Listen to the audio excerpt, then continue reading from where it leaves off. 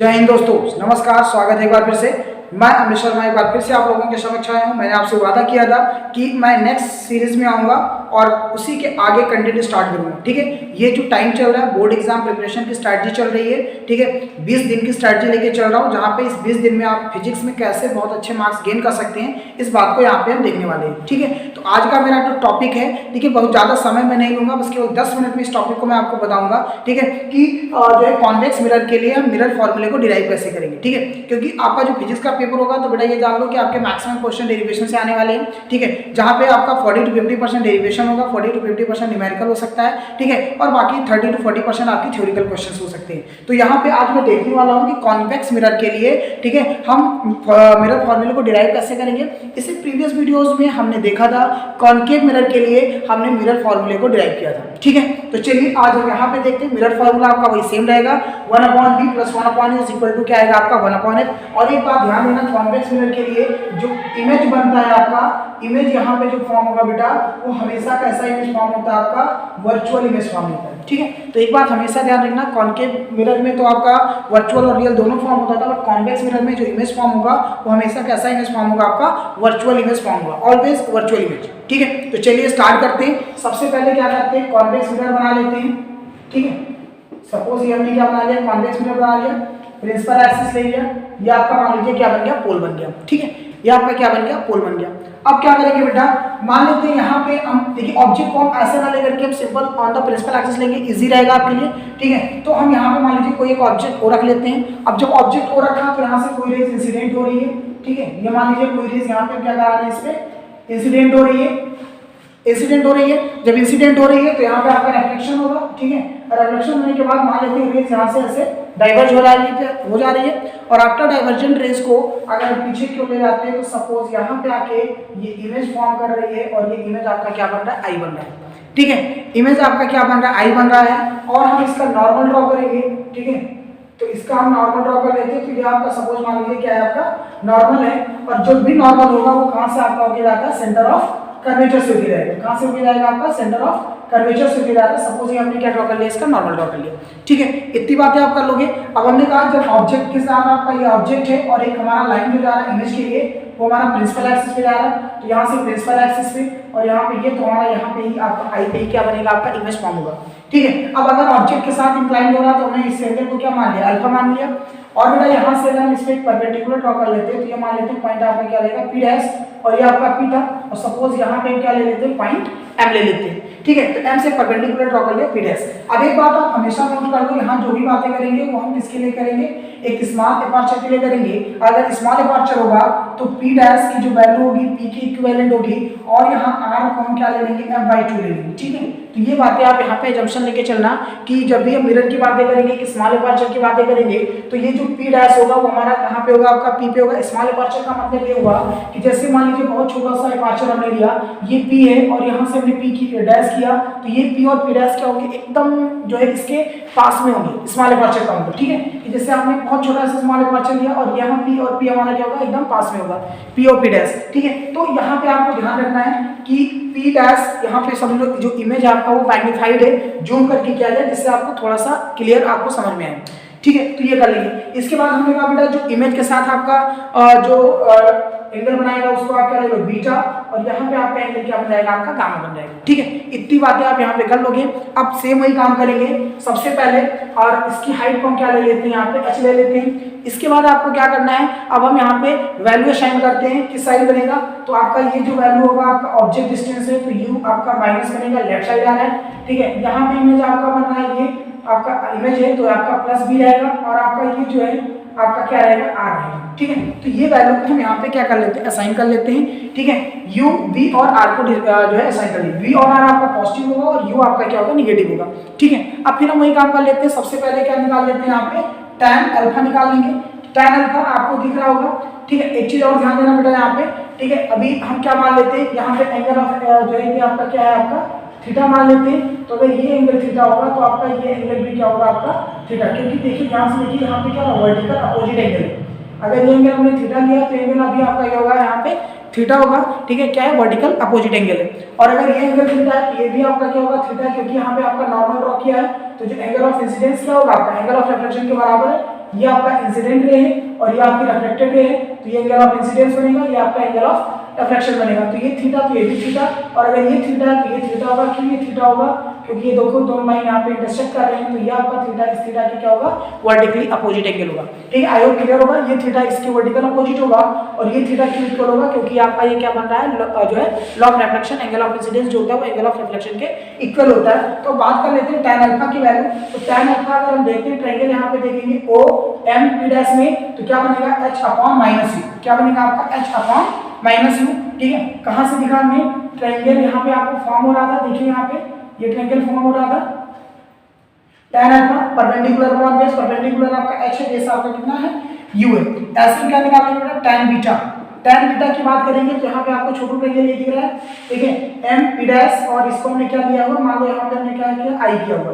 तो tan beta क्या बनेगा आपका? h अपॉन, ठीक है, और ये p डैश को हमेशा कहाँ से मेजर करेंगे? डिस्टेंस हमेशा जो भी मेजर किया जाएगा वो कहाँ से किया जाएगा? पोल को। ठीक, और p डैश इसके इक्विवेलेंट है आपका p के पास है। तो ये मान लीजिए यहाँ पोल से मेजर कर रहे हैं, तो पोल से डिस्टेंस, इमेज की डिस्टेंस क्या रहेगी? v। तो ये बन जाएगा आपका h upon v। And tan gamma आप निकालोगे तो tan गामा आपका यहाँ पे जा रहा है और ये आपका r है, तो ये आपका ट्रायंगल MPC बनेगा। ठीक है, तो जहाँ पे हम क्या कह सकते हैं? h अपॉन r बनेगा। तो यहाँ पे हमने क्या किया बच्चों?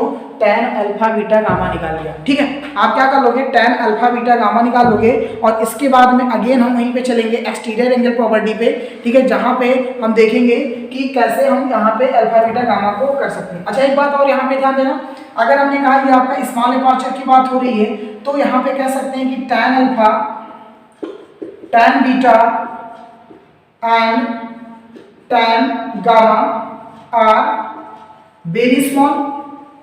tan अल्फा बीटा गामा अगर है, ठीक है, अगर स्मॉल अपर्चर है तो कह सकते हैं कि tan alpha, tan beta, tan gamma बहुत ही छोटे छोटे एंगल होंगे। अगर ये छोटे एंगल होंगे तो यहाँ से मैं क्या कह सकता हूँ कि जो tan अल्फा होगा, ठीक है, वो इक्विवेलेंट हो जाएगा अल्फा के, tan बीटा जो होगा वो इक्विवेलेंट हो जाएगा बीटा के, और जो tan गामा होगा बेटा वो इक्विवेलेंट हो जाएगा किसके?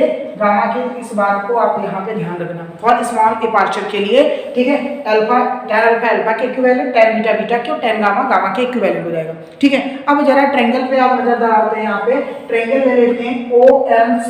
ठीक है, सबसे पहले हम क्या ले लेते हैं? यहाँ पे एक ट्रायंगल ले लेते हैं यहाँ पे OMC में, और यहाँ पे हम एंगल थीटा को देखते हैं क्या बन रहा है। ठीक है, एंगल थीटा को हम यहाँ पे देखते हैं क्या बन रहा है। ओके बेटा, तो हमने क्या बोला कि अगर हम यहाँ पे ध्यान देते हैं, ठीक है, ट्रायंगल OMC पे नजर दौड़ाते हैं। कहाँ पे दिख रहा है? OMC। जरा आप यहाँ पे देखो OMC, यहाँ पे आपको दिख रहा है। तो अगर हम यहाँ पे देखो ट्रायंगल को अलग में बना रहे हैं, यहाँ पे देखो O, ठीक है, कुछ आपका M, कुछ ऐसा दिया हुआ, मान लीजिए ये O है आपका, यहाँ पे आपका पॉइंट M है और ये आपका C है। ठीक है, तो यहाँ पे अगर आप देखिए, यहाँ पे ये एंगल आपका थीटा था, तो ये भी आपका क्या होगा? थीटा। तो यहाँ पे आपका क्या बन रहा है? ये आपका थीटा एंगल था, यहाँ पे क्या बन रहा है? आपका थीटा बन रहा है। ठीक है, तो जो tan थीटा आपका होगा ये क्या होगा? आपका एक्सटीरियर एंगल प्रॉपर्टी शो कर रहा है, और ये आपका क्या है? अल्फा है, और ये आपका क्या है? गामा है। तो यहाँ पे जो थीटा बनेगा आपका वो क्या बन जाएगा? आपका अल्फा प्लस गामा, और इसको क्या बना लेते हैं? इक्वेशन नंबर 1 बना लेते हैं। क्या बनेगा आपका? tan जो थीटा बनेगा आपका वो क्या बन जाएगा? आपका यहाँ पे अल्फा प्लस गामा बन जाएगा। ओके, अब आ जाते हैं ऐसे सेकंड ट्रायंगल ले लेते हैं, ट्रायंगल IMC। कहाँ पे दिख रहा है बच्चों? IMC, IMC। ठीक है, बना लेते हैं ट्रायंगल, कुछ ऐसे दिया हुआ आपको। ठीक है, ये मान लीजिए आपको दिया हुआ है, यहाँ पे आगे M है, ये I है, आपका C है, और यहाँ पे क्या है? बीटा दिया हुआ है, और ये एंगल आपको कितना दिया? थीटा। ये एंगल कितना दिया? गामा। तो यहाँ पे अगर बीटा की बात करें तो क्या हो जाएगा? Theta plus gamma. एक इक्वेशन आपका ये बन गया और एक इक्वेशन आपका ये बन गया, theta is equal to alpha plus gamma. तो सिंपल सा दो इक्वेशन बन गया। ठीक है, दो इक्वेशन बन गया। अब हम दोनों इक्वेशन को सॉल्व करके, ठीक है, हम क्या करते हैं? यहाँ पे कोई रिलेशन बना लेते हैं। तो यहाँ पे अगर हम थीटा की इक्वेट कर लेते हैं तो पहला इक्वेशन आपका क्या था? Theta is equal to alpha plus gamma. अगर हम यहाँ पे थीटा को ले लेंगे तो थीटा इज इक्वल टू आपका हो जाएगा बीटा माइनस गामा। ठीक है, क्या बन जाएगा आपका? Beta minus gamma. तो यहाँ से क्या बन जाएगा आपका? ओके बच्चों, तो यहाँ पे क्या बन गया आपने? पहला इक्वेशन बन गया theta is equal to alpha plus gamma, और सेकंड इक्वेशन को अगर मैं इक्वेट कर लेते हैं तो थीटा इज इक्वल टू क्या बन जाएगा? Beta minus gamma. अब दोनों का एलएचएस इक्वल है, तो यहाँ से हम क्या कह सकते हैं कि alpha plus gamma is equal to beta minus gamma. Gamma को उधर कर लेंगे, क्या बनाएगा? 2 गामा इज इक्वल टू क्या बनाएगा? Beta minus alpha. तो जो हमारा रिलेशन बन गया यहाँ पे क्या बन गया, 2 gamma is equal to beta minus alpha. अब क्या करना है, अब यहाँ पे इक्वेशन को हम यहाँ पे पुट कर देते हैं, इक्वेशन को यहाँ पे क्या करते हैं पुट कर देते हैं। कहाँ से, ये अल्फा बीटा गामा की जो वैल्यू है, ठीक है, इस वैल्यू को ला करके यहाँ पे हम पुट कर देते हैं। तो आपका क्या बनाएगा 2 गामा, ठीक है, क्या बनेगा आपका 2 गामा। तो देखते हैं बेटा 2 गामा, गामा की वैल्यू कितना है, h अपॉन आर दिया हुआ है, ठीक है। तो क्या रख देंगे हम यहाँ पे h अपॉन आर कर देते हैं, थोड़ा सा मैं इसको, ठीक है। तो यहाँ से क्या बन जाएगा आपका, ठीक है, यहीं पे कर लेते हैं। तो 2 गामा, गामा की वैल्यू क्या दिया आपको, h upon R is equal to beta, beta कितना h upon B minus alpha, alpha कितना आपका h upon minus U. With sign आप रखोगे तो माइनस यू जाके क्या बन जाएगा प्लस h, h कैंसिल हो जाएगा, r को यहाँ भेज देते हैं तो ये बन जाएगा 1 upon R by 2 is equal to 1 upon B plus 1 upon U, ठीक है। और r बाई 2 आपको क्या होता है, मैंने कहा r बाई 2 जो आपका होगा वो क्या बन जाएगा 1 अपॉन f बन जाएगा is equal to 1 upon B plus 1 upon U. और इस तरीके से आपका जो फॉर्मूला था वो डेरिवेट हो गया कि 1 upon F is equal to 1 upon B plus 1 upon U. तो इस तरीके से यहाँ पे हम कॉन्वेक्स मिरर के लिए हम यहाँ पे मिरर फॉर्मूले को डेरिवेट कर लेंगे। सिंपल वही कॉन्सेप्ट चलना, कुछ भी आपको नया नहीं करना बच्चों, बस सीधा सा आपको डायग्राम बना लेना है, ठीक है। डायग्राम में आपको थोड़ा सा ध्यान देना है कि अगर ये इंसिडेंट रे जा रही है, रिफ्लेक्ट होगी और रिफ्लेक्ट होगी तो वापस उसी डायरेक्शन में जाएगी और हम वर्चुअल इमेजेस यहाँ पे फॉर्म होगा। जो भी इमेज फॉर्म होगा, मैंने कहा कि कॉन्केवेक्स मिरर में हमेशा आपका जो इमेज फॉर्म होगा वो कैसा इमेज बनेगा, वर्चुअल इमेज,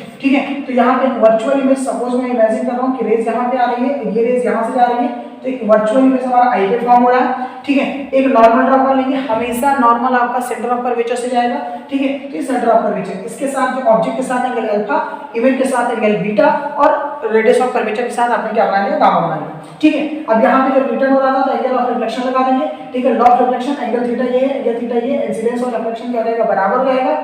अगर ये आपका इंटरसेक्ट कर रहा है तो ये थीटा, तो ये भी थीटा, क्या बन जाएगा आपका वर्टिकल अपोजिट एंगल। इसके बाद आप क्या करोगे, tan अल्फा बीटा गामा की वैल्यू निकाल लोगे फिर ट्रायंगल से।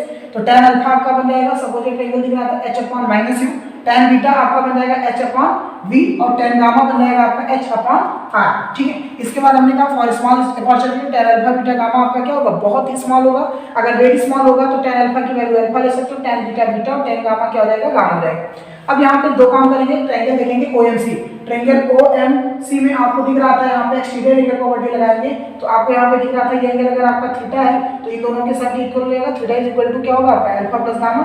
और ऐसे ट्रायंगल IMC में देखते तो tan बीटा जो होगा वो थीटा प्लस गामा के इक्विवेलेंट हो जाएगा। यहाँ पे थीटा को हम इक्वेट कर लेते हैं तो क्या बन जाएगा आपका theta is equal to beta minus alpha, LHS बराबर है तो दोनों का LHS में क्या कर सकते हैं, बराबर होगा। तो यहाँ से गामा को अलग कर लेंगे तो हमारा रिलेशन क्या बन जाएगा, 2 gamma is equal to beta minus alpha. अब यहाँ से अल्फा बीटा गामा की वैल्यू विद साइन यहाँ से उठाएंगे और यहाँ पे पुट कर देंगे। गामा की वैल्यू आपका कितना आया था, h अपॉन r आया था, h अपॉन r पुट कर देंगे। बीटा की वैल्यू आपका क्या था, h अपॉन b था, h अपॉन b पुट कर देंगे और ये आपका क्या जाएगा h अपॉन माइनस यू, ये माइनस यू जाके प्लस बन जाएगा, h आपका कैंसिल हो जाएगा, 2 को हम यहाँ शिफ्ट कर देंगे तो ये r/2 बन जाएगा और 1 आप जानते हो r/2 क्या होता है आपका, जो है f के इक्विवेलेंट होता है। तो ये 1 upon f is equal to क्या बन जाएगा, 1 upon b plus 1 upon u is equal to 1 upon f। I hope समझ में आया होगा, ठीक है। अच्छे से प्रिपेयर कर लेना, कोई भी डाउट आती है प्लीज कमेंट सेक्शन में आप बताइएगा, ठीक है। चलिए नेक्स्ट टॉपिक में मिलेंगे जहाँ पे मैग्निफिकेशन को लेकर के हम आएंगे, ठीक है, कि मैग्निफिकेशन का फॉर्मूला क्या होता है उसको हम ड्राइव कैसे करेंगे। फिर नेक्स्ट में हम स्पाइरिकल फॉर्मूला आएंगे, स्पाइरिकल रिफ्लेक्शन कैसे होगा, ठीक है। तो ये सारी बातों के साथ में आएंगे, ठीक है। अपना ध्यान रखिए, बोर्ड पेपर की तैयारी करते रहिए, मिलेंगे नेक्स्ट वीडियो में, ठीक है। Bye bye.